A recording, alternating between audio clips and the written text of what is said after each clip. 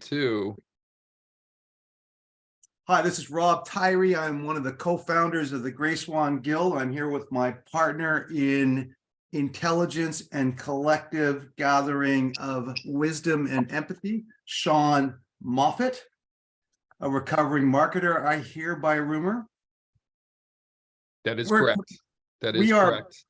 We are bringing together hundreds of people, hundreds of hours across 2 days, 24 hours of the Day of the Swan, where we look backwards to look forwards. On our next session, we are joined by another Platinum Swan, another producer who's been involved with us, and fundamental spirit in Mitch Halpern, Dr. Mitch Halpern, in showing us at the Gray Swan Guild, when we started this thing of getting people together, of what we could do further.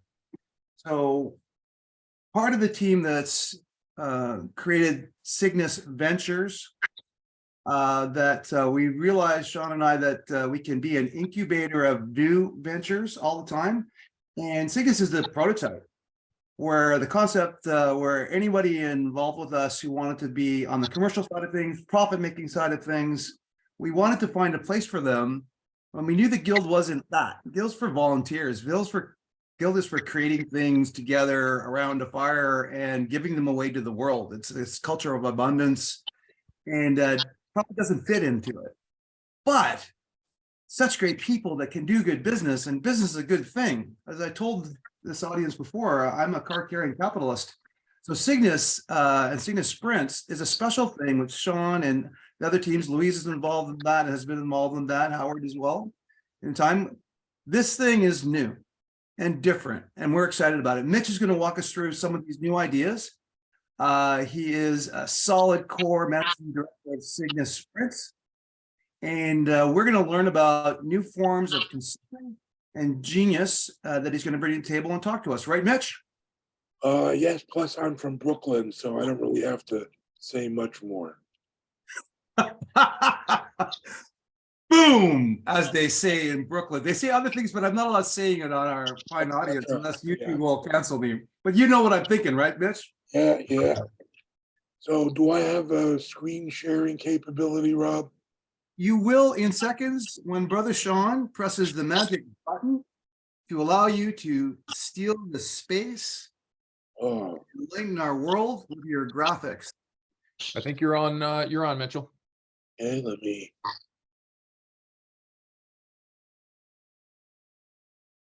Be there momentarily. All right. Okay, well, thanks everyone for tuning in. Rob did a good job of introducing the basics. One of the interesting things that he said was that this is new. In some ways, that is correct. In other ways, it is just a flowering of a concept that's been around for a while, and I'll get to that momentarily, but is becoming more and more relevant based on changes in both the corporate environment and in the consulting environment. So what I'm going to be doing here is providing you an introduction in terms of the thinking behind Cygnus Sprints, the main focus of Cygnus Sprints, and why we think it is good. It reminds me of the chapter in one of Woody Allen's first books, where he had a short chapter on a humorous college course catalog, and under Economics 101, the description was money and why it is good. So in this case, we're going to try to keep it at that level, maybe with a tiny fraction of the humor built in, and leave some time for questions and discussion at the end. Since one of the capabilities I have, since I'm from Brooklyn, is that I can speak extremely quickly if I have to. And sometimes I speak extremely quickly, even when I don't have to. But enough about speech pathology. Let's move ahead. Basically, the recent past, a description of the recent past in both a business and a consulting environment is basically summed up by the word disruption. Um, the typical business model, that's based on selling stuff, and therefore is a corollary of that is how do we produce stuff, the proverbial green widget, um, more efficiently and less expensively so that we can make higher profits, make more money, and satisfy our shareholders. Um, that basic model has been transitioning over the last 20 years or so to a much softer model where instead of dealing with selling stuff, one is trying to sell value. And key to that value are things like intellectual property, innovation, which is, of course, tied into intellectual property, and the basic effect that that has had on consulting is making your typical spreadsheet oriented, the numbers will tell us everything. We can use the numbers to adjust our costs and our efficiencies and our productivity and all of that stuff and lead us to a strategy based basically on the analysis of spreadsheets. That kind of thing no longer works. And therefore, there has been a demand from businesses to help them adjust to this way of doing things. And that's one of the new way of doing things. And that's one of the ways where Cygnus Sprints comes in. Again, consulting is part of the issue here. Not only because of the reason that I just mentioned in terms of going from this sort of statistical numbers focus to more of a soft issue focus in terms of innovation, um, futures planning, sense making, all of the good stuff that the Gray Swan Guild has been known for over the even over the relatively few years of its existence.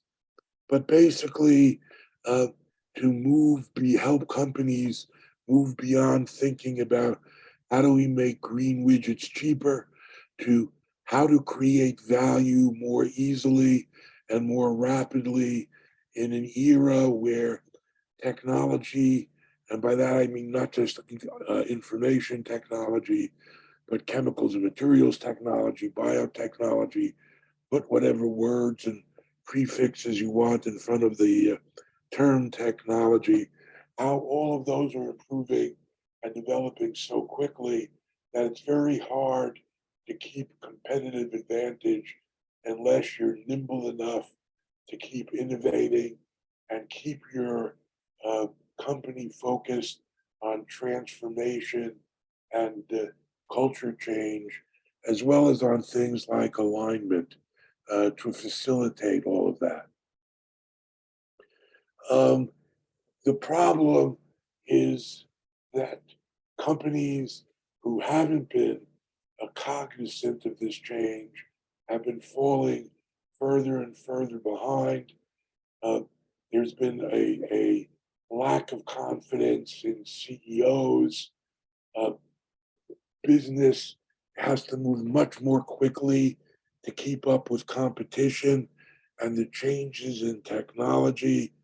There is, basically the standard consulting practice that's based on uh, getting very large contracts with companies, moving in a bunch of newly minted MBAs who will then proceed to spend a lot of the company's money to learn about the industry,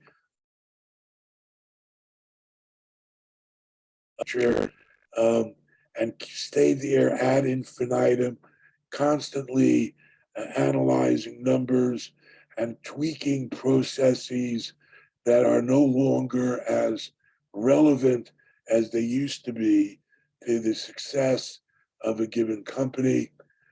Of course, since these newly minted MBAs are inexperienced, they really don't have a gut feel for strategy in the larger perspective. And we'll discuss a little bit more about that later. And they tend to think that if they're, work for a big four consulting firm like the McKinseys, BCGs, and Accentures of the world, that they have all the answers. And surveys have indicated that basically folks and companies who are the consumers for these consultants take exception to the arrogance that these consultants tend to have in terms of thinking or introducing themselves or working with the companies as if they're going to do things to the company as opposed to working with the company.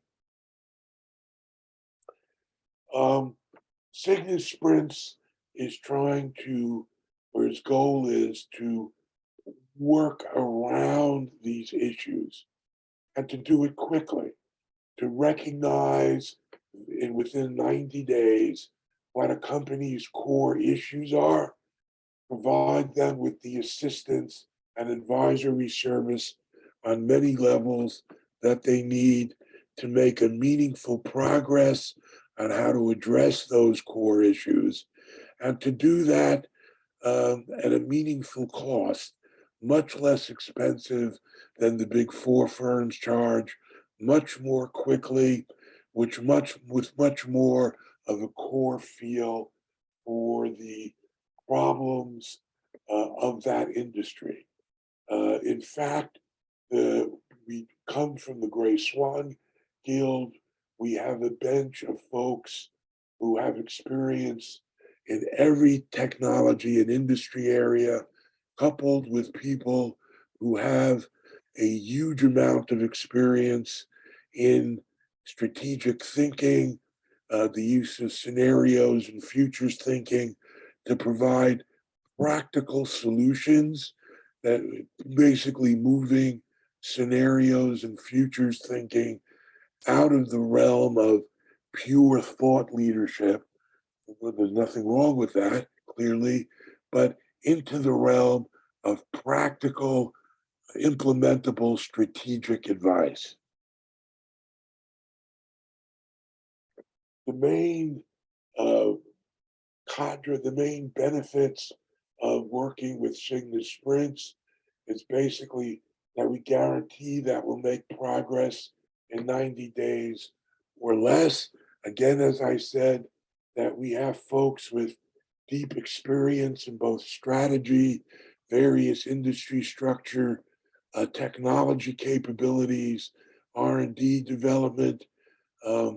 We have a veritable plethora of methodologies that can be adapted quickly to more specifically target the actual issues that a company has.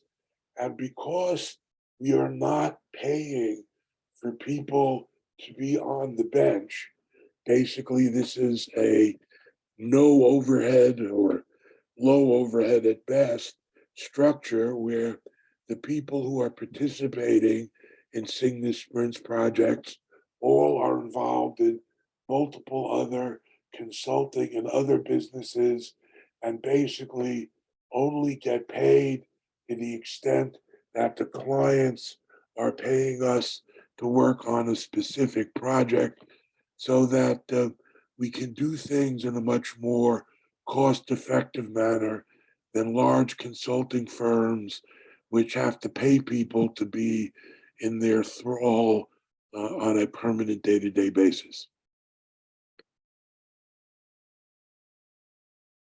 This is sort of a cute diagram that basically summarizes that we have a better low overhead virtual business model. We're more flexible because of the experience of our very large bench with folks from the Gray Swan Guild, as well as folks who are more dedicated to Cygnus Sprints and the other parts of Cygnus Ventures. Because of this, we represent better value. We have at least 2 times or greater, 2 to 4 times more experience than the people working on your old-fashioned management consulting like projects in the big four firms. And again, we can guarantee, because of our structure, to be quick, and which is why one of the reasons why we adopted sprints as part of our name and our branding. We basically break down our portfolio of what we do into 7 areas that we call sprints. These are not specific productized, scripted projects. What they do is serve as a basis for our clients to perceive of our capabilities and basically reinforce our branding and our marketing perspective to demonstrate that we can take things like future scanning, change and transformation, innovation, sense making, and the like, and you do them, combine them, take pieces of them to come up with project plans that take the thought leadership of the Gray Swan Guild and the thought leadership of the members independent of the Gray Swan Guild to generate actionable solutions.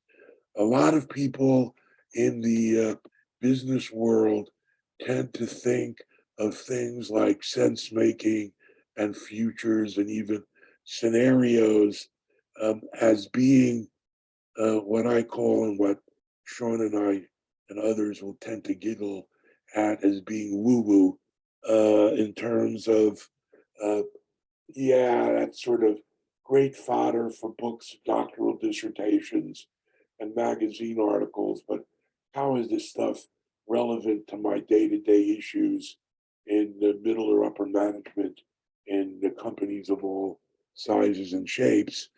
And my experience and the experience of a lot of our core team members at Cygnus Sprints is that, in fact, it happens all the time, and it's happened for years at some of my previous employers, like SRI, the Stanford Research Institute, Strategos, one of the first boutique innovation consulting firms, where we were able to take these sorts of things that we call sprints and actually use them to great effect to have rapid influence on company strategies in technology commercialization and in new business model development, demonstrating, in fact, that it's not all woo-woo.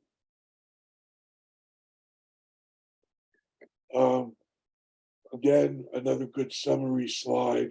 When you work with Cygnus Sprints, you're not paying for frills.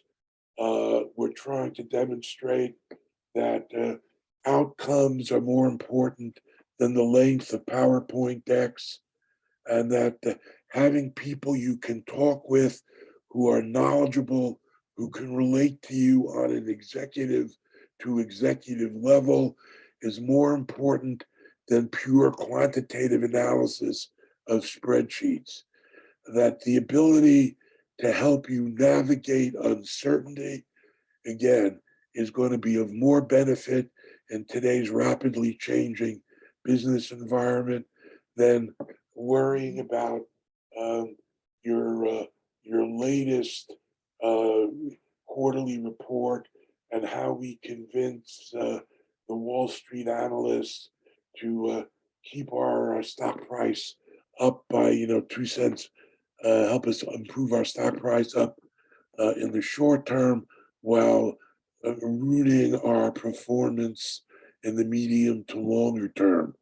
Um, we want to be able to demonstrate that we can do this with a sense of urgency, that we can bring many perspectives and many kinds of industry and technology experience to bear on a problem, and that our focus is on value and not on billable hours.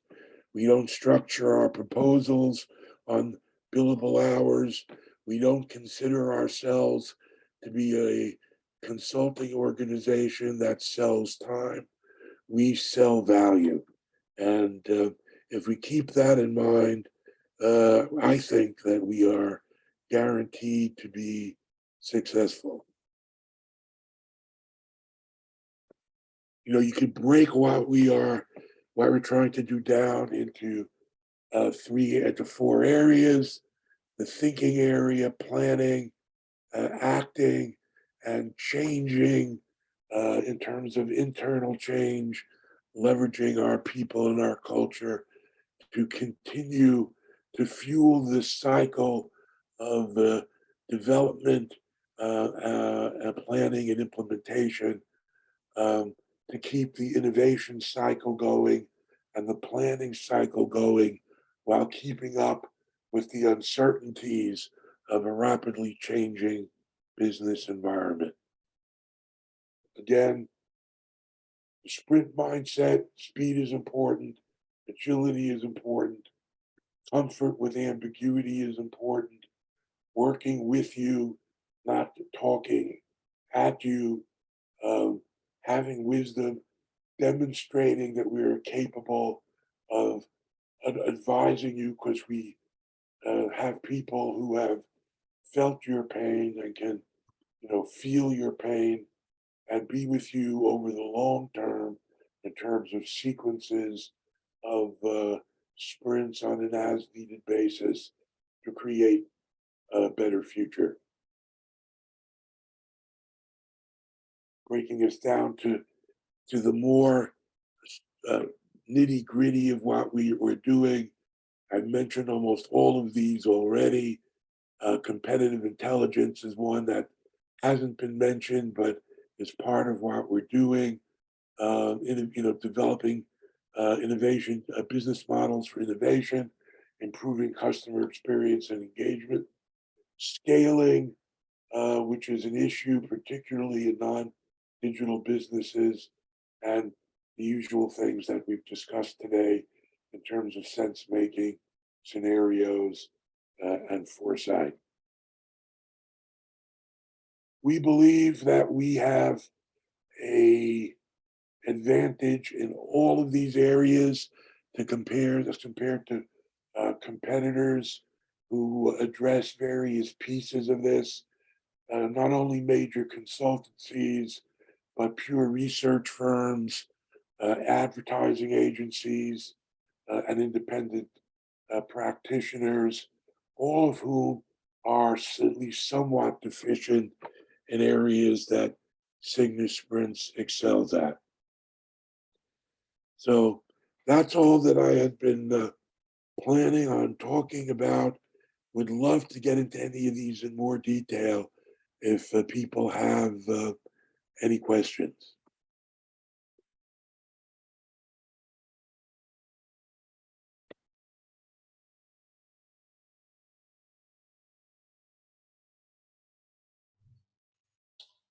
The silence. I've got one. All right. This is impressive, and both constructively and from the flip side, through your presentation, I was thinking of the inertia you would come across within an organization, because essentially you'd be moving at lightning speed. And I think of trying to dress my kids for church on Sunday. The organization could go rubber-legged on you, and just a huge amount of resistance could set in. Have you guys considered that? Because there's a lot of punch in what you're offering here. Well, the answer is yes, but, and by that, by that I mean that the message, the feedback we've gotten from the market so far is that the speed aspect is perceived as being extremely valuable in terms particularly of being able to provide good advice quickly. That being said, in terms of launching a huge corporate initiative, that's likely to take longer. And we're not adverse to breaking that kind of effort up into smaller chunks. But what we're trying to avoid is the notion that you're going to pay us even if you hit a delay internally. That's why we're trying to keep these things into sort of 90-day or less chunks. But we're certainly willing to do sequential chunks. I hear you. Yeah, this reminds me a lot of working on troubled projects, because this is pretty similar to that frame of mind. Like you say, you come in, tell us what we need to hit right now. Let's just focus on that. And then we'll look at the next chunk when we get, after we finish this first one. But as you had said, there's not a focus on how many billable hours can I get out of you. It's all about delivery, if I'm hearing you correctly. I think that's pretty smart. It's not just, it's about delivery and the value of that delivery in a short period of time. So when you have a group of people with the experience level, both breadth and depth that we have, you can, with a straight face, basically say that the 80-20 rule applies, that you can get, 80% of the value you would get from a $1 million project at 20% of the cost. And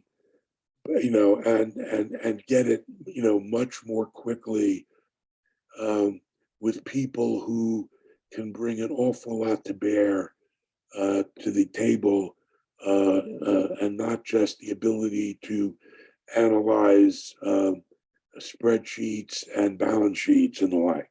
No, I hear you. Yeah. Yeah.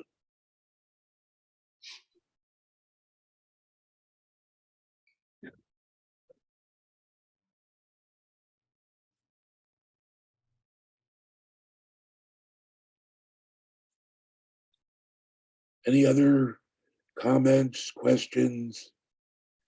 Someone want to throw a rotten tomato at me? I can take it. I'm from Brooklyn. Okay. I have another question, and it would seem that if you look at the lethargy that may have set in, that you're going to break loose and you're going to get things back on track, then there's going to be some interactions with senior management that may not be the most pleasant in the world. How do you guys plan on dealing with that? Well, I mean, I think senior management, from what we've been hearing and the folks that we've been talking to, is very open to this. The issue that we have been facing so far in the market is the old, yes, I love this, but to the extent, two things. One is our consulting budget, particularly in terms of non-IT network implementation, non-business process outsourcing, has been cut to the bone. Hmm. B, when we do get, when we do have clearance to do something more strategic, we have to fill in your favorite Big Four consulting firm. Yeah. Of course, our CEO is an alumnus of McKinsey or BCG or you name it. I hear you. So we are spending a lot of time working with these people to help them evangelize what we can do within the company, which is leading to longer sales cycles than we had initially thought. Oh, I can see that because I hearken back to the old days. Nobody got fired for hiring IBM. Yeah. And so when people were doing those safety analyses for their own position, it's like molasses gets poured on the calendar. It just slows things down tremendously. Yeah. But what's interesting is, I come from even though I have a PhD in chemistry, I got out of the lab really quickly, and for a variety of reasons. One of which is that I'm not. When push comes to shove, I'm not a lab rat. So the fact that I actually went through and got a PhD in experimental chemistry is sort of mind-boggling. But that's neither here nor there. So I have a lot of contacts in consulting firms that I've developed over the years. And what I've heard from them confidentially is that they've cut way back on their non-IT network, non-business process outsourcing consulting because of the issues that I just mentioned. So even the Big Four companies are doing less of this kind of work that we're trying to do here, and more of it is getting outsourced to the extent that it happens to smaller entities, or is not being done at all, or is being done based on the sort of by smaller entities that are related to the Big Four alumni networks. So it's taking longer to break through the log jam here than we had thought, but it's slowly happening. I've experienced that where I've lost out to larger firms, my associates and I, simply because the winner of the contract was larger. And I think it was Jonathan Knowles. I'm reading the chat. Big tends to hire big. I think from my perspective, that's a pretty good observation. And marketing wise, that's a hard wall to break through, I think. Yep. And if anybody knows a magic formula, please put it in chat, because Which is why we're not just keeping our targets to large companies. By way of explanation, I spent over 20 years at the Stanford Research Institute developing and growing a consulting practice based on putting together SRI's expertise in future scanning and scenario planning that it had developed with Royal Dutch Shell back in the 70s, which even predates me, with the technology expertise of the laboratories at SRI and at Stanford University in general. And we would find that even before, even 20 years ago, we would, two things. One is, on several occasions, we won multi-million-dollar contracts out from under companies like BCG and McKinsey because we were able to demonstrate to some clients who didn't have a vested interest because of the whole alumni thing and other issues that you've already mentioned. We were able to demonstrate to them that we already understood the technology they were dealing with. We already understood the industry they were dealing with. And we could do for $2 million what McKinsey was going to charge them $20 million to do. But there was the flip side, where many times we would pitch to a bunch of senior executives, we would be told, we love you, we think, you should have the project.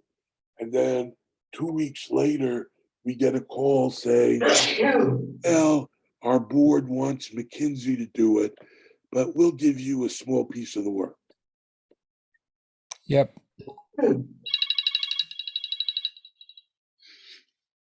Yeah, I found, and there's two other people, just real quick.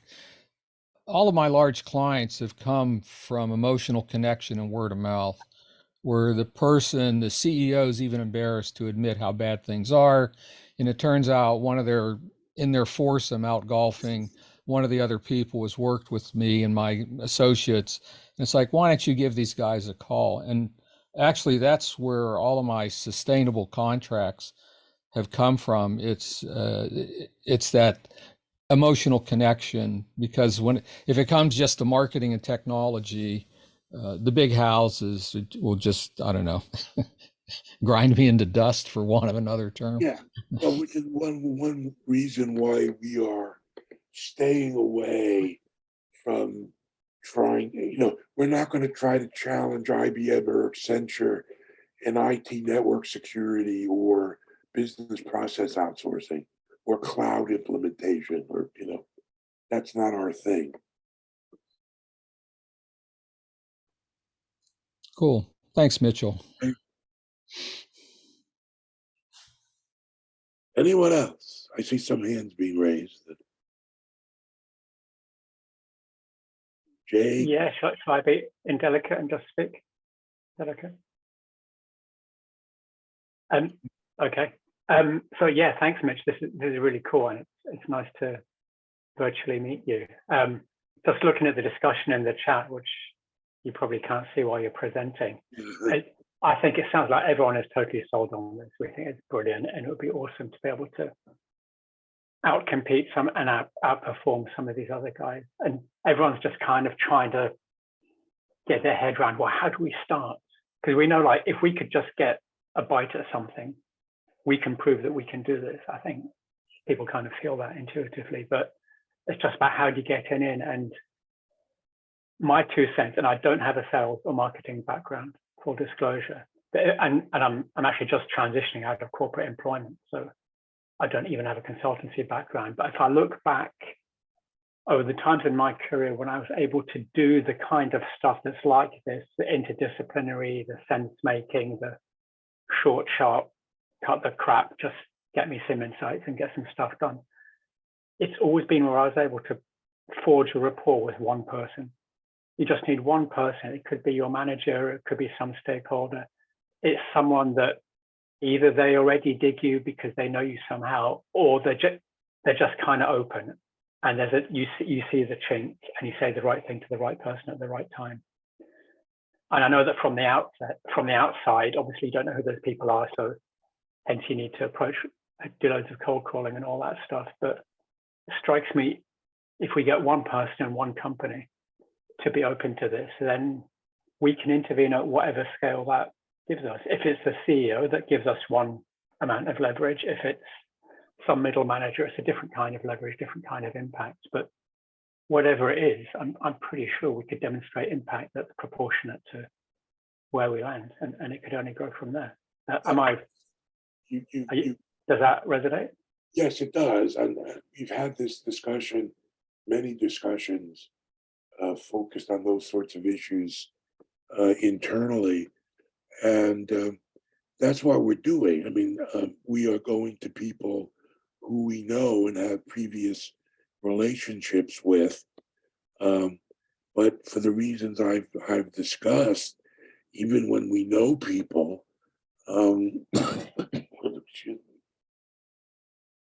it takes time to break through the issues that we've encountered. But we are persevering. We do need more people to be involved in the sales and business development process, because to some extent, even though we seem to have a model we consider to be a winning model, we need more shots on goal, to use another cliche. Hey, Mitchell, just one thing, I know we did some proprietary research, if we want to call it that. We actually asked, potential clients what made them dissatisfied with using consultants. And I, for one, was a little bit shocked by the answer. I'm curious for you to impart to folks. There was speed, there was expense, there was experience. Number one on the list, I think, was something like 45% of them fed back to us the arrogance, the absolute arrogance. And so sometimes it's tough to swallow our thoughts. I think there's good people that work for consultancies. Some of my best friends work there, but there is this thing around arrogance that I think we're finding a little bit of an aperture in terms of just from an emotional standpoint. Most people buy things on emotion. Do you really want to go through that? And then personally, I thought it was just me, but apparently that's shared by many. No, I mean, again, I think I mentioned that early on here, is that, the culture of most major consulting firms sort of says that it's based on this notion that if you went to a top 10 business school and you could analyze a spreadsheet to death in 10 seconds or less, and you recite Porter's, 5 forces in your sleep, then you know everything. And that attitude tends to carry forward in terms of your relationship with clients. And I think that gives rise to one of the reasons that it gives rise to the whole arrogance thing. And our people are far enough out of business school, if they went to business school at all. I didn't. What do I know? I'm just a lowly PhD organic chemist. That we actually understand real issues, and especially real issues that can't be gleaned and dealt with by juggling numbers.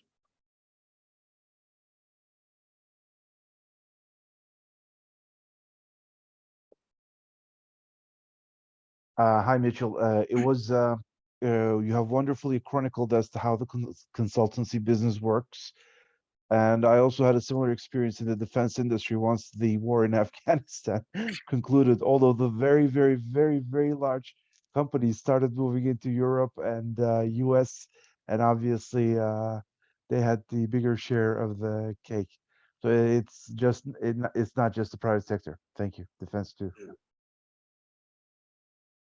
Yeah, I mean, it's a general issue in terms of how smaller companies, succeed, not just in consulting, but in pretty much every industry segment, especially when the larger companies, they wait for startups to look really good and generate intellectual property, and then they buy it.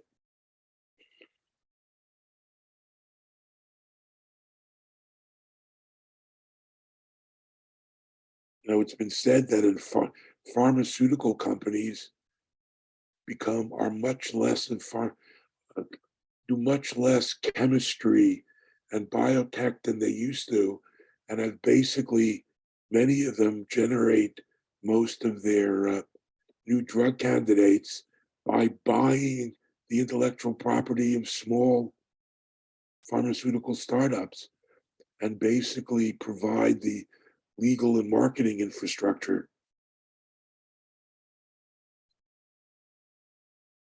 I think also in the innovation circles, like anywhere where there's innovation going on, similar problem, good sir. Absolutely true. Absolutely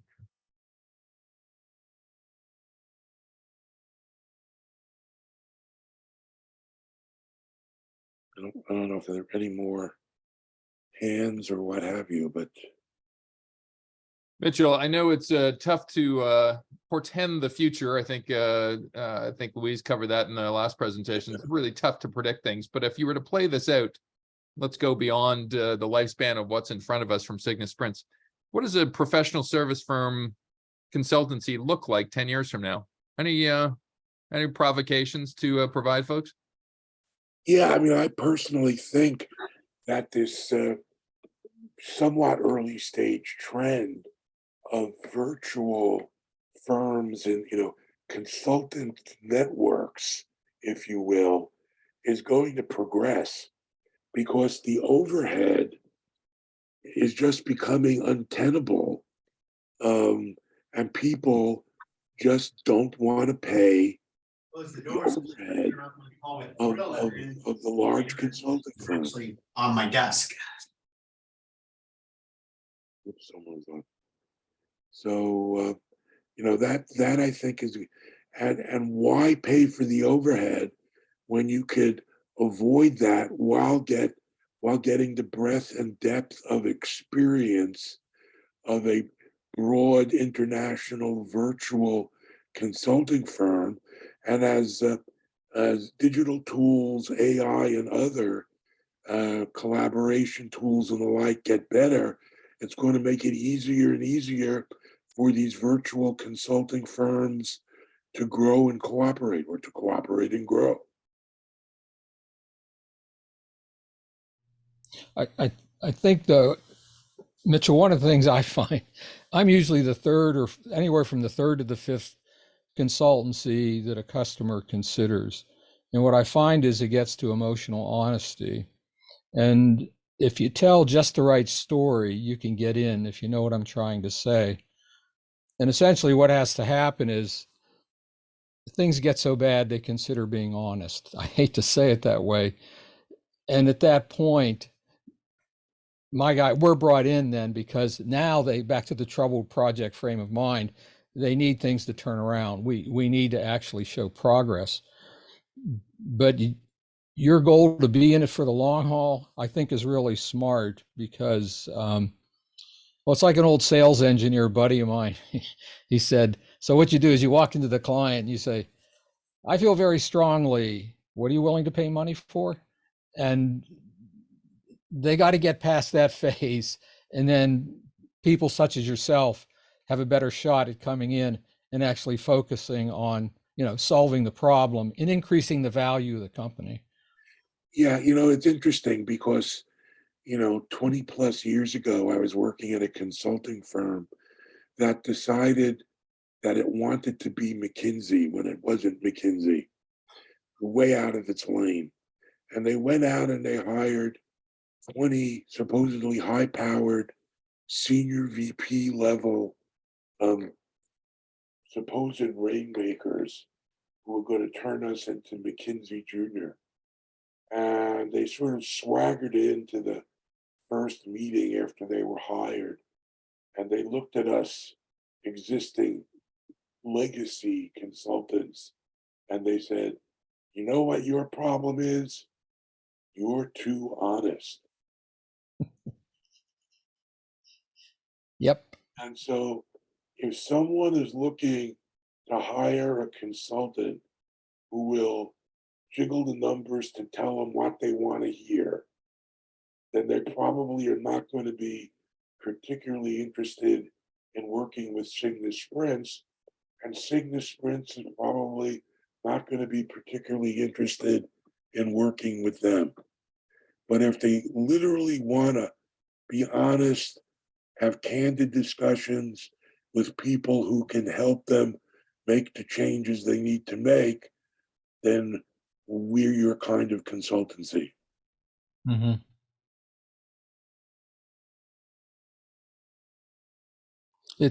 It's really, I've lost some potential engagements because, we go out to dinner and, what do your guys do and all this and that? Tell me more about Center for Managing Change.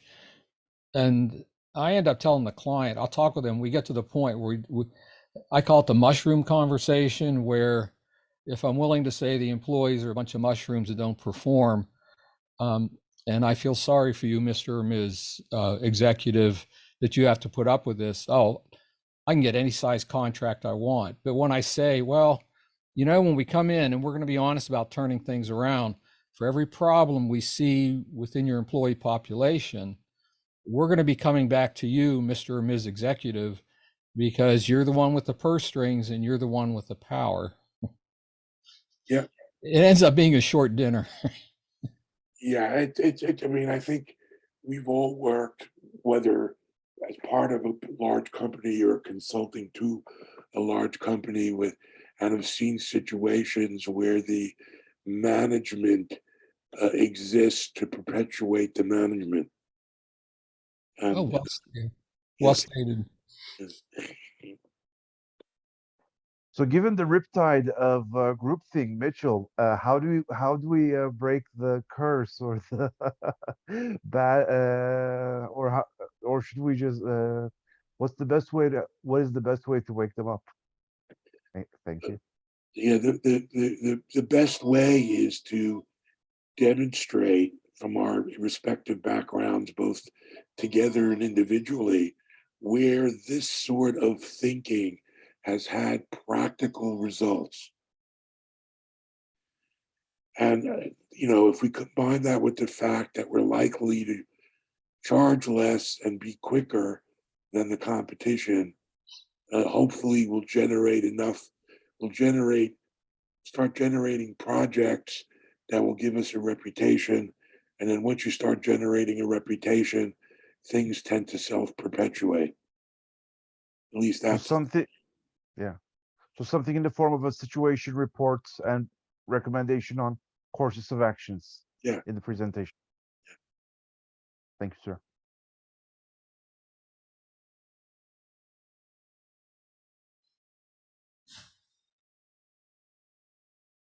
I think we're about ready to wrap it up, Sean. Yes, my colleague, I'm actually building a presentation for the one that follows this next one, but we got some interesting stuff. But there's a thread to bring together on, I think the last 4 or 5 hours that we spent together is, we, at least within our little orbit called Grey Swan Guild, about 18 months ago, just was not just happy being a source of good thinking. And so on a lot of these things that we're teasing out today, the anxiety and the push to actually get out and start doing has put upon itself. I think that's certainly consistent with Howard's thinking earlier, Louise's leadership piece, our Cygnus Sprints approach. And we're going to now, as I segue, I don't know if I'm perilously segueing to the next topic or not, but where there was a group of about 50 of us that said, you know what, we should probably produce a book together. And for anybody that's ever written a book, it is a challenging, vexing, soul destroying, cathartic, wondrous, horrible, amazing, perilous, ridiculous thing to be doing. And yet there was a really good person named Gordon Withrow that I turned to maybe 14 months ago and said, hey, can you do some long form scouting on this? And sure enough, it's turned to something. So I'm going to formally close our discussion on Cygnus Sprints. I want to thank Mitchell for all of the investment of time and just personally from the collaborative energy we've had together in terms of building that as a spin out from our guild. And we will pivot to our next discussion shortly.